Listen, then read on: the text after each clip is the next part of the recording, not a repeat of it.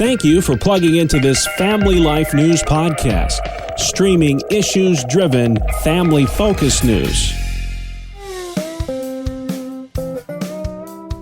This is Family Life Hometowns, a chance to get to know the stories behind the cities, towns, villages, and burgs that make up the Family Life listening area. We take a look at their history and learn what makes them special. Today, we spotlight the town and village of Mount Morris, New York.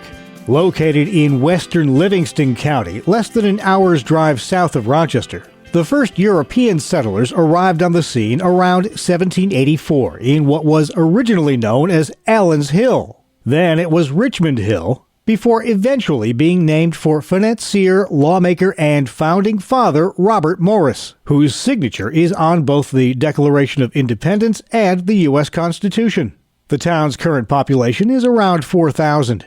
Mount Morris, originally part of the town of Leicester, lies along the Genesee River, which flows northward from Pennsylvania to Lake Ontario. Water was key in Mount Morris's development, not only the river itself, but the Genesee Valley Canal as well. Now, if you had to boil Mount Morris down to its three best-known features, it would likely be a dam, a park, and a pledge. We begin with the very popular Letchworth State Park. The Grand Canyon of the East, comprised of over 14,000 acres, stretches between Livingston and Wyoming counties, a 17-mile-long stretch of striking natural beauty along the Genesee River, drawing tourists from the Northeast and beyond. It bears the name of Buffalo industrialist William Pryor Letchworth. In 1906, he bequeathed 1,000 acres to the state, and that formed the core of the park of today, famed for its deep canyons, spectacular fall foliage, and a trio of scenic waterfalls.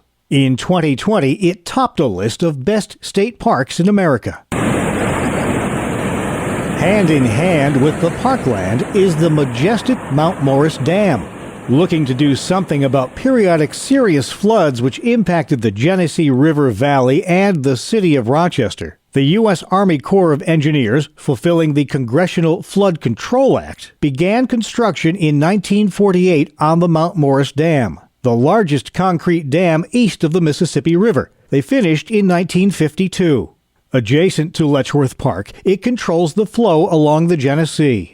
Now, many assume that enormous structure also churns out megawatts of hydropower. But not so, says Corps of Engineers Ranger Tom Wenzel. Doesn't really do much good for why we were built. And also, we have what's called the 1989 Genesee River Act, which basically takes the Scenic Rivers Act and applies it to this 17-mile section of gorge, and you wouldn't have beautiful Letchworth State Park anymore if we had a big lake backed up for power generation. So that act was passed specifically to make sure that we weren't going to retrofit this dam for power generation. The Corps of Engineers estimates that the Mount Morris Dam, which cost $25 million to build, has saved over $1 billion in flood damage over the years. Not a bad return on investment. It truly proved its mettle in 1972 during Hurricane Agnes, holding its ground as the waters rose to within 4 feet of the top of its 230-foot-tall structure. Its visitor center is a popular spot with tourists. Now, even if you're not familiar with the natural beauty of Mount Morris, you're almost certainly familiar with the work of one of its most famous sons, Francis Bellamy, who penned the words recited by American schoolchildren every morning for decades.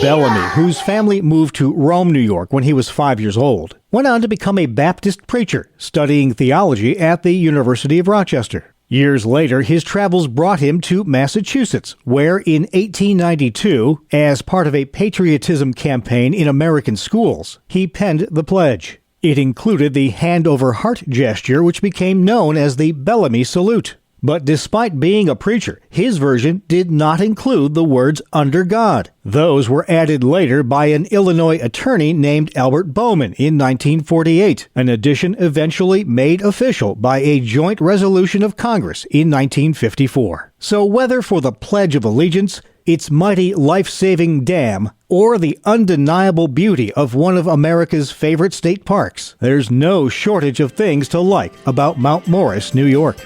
You've been listening to Family Life Hometowns, a look at the cities, towns, villages, and burgs that make up the Family Life listening area.